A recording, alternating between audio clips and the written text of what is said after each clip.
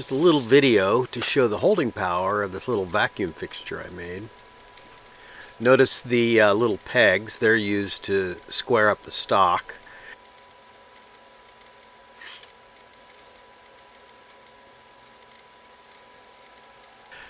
Okay, let's turn the vacuum on. I'm using the lowest setting on my Festool vacuum. As you can see, it's held down pretty hard.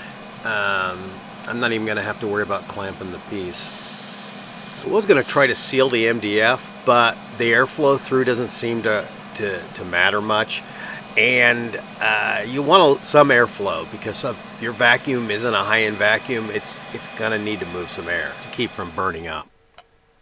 Well, that's it for this little teaser. I'll be posting more videos and a whole write-up on my website on making this fixture once I do some more testing.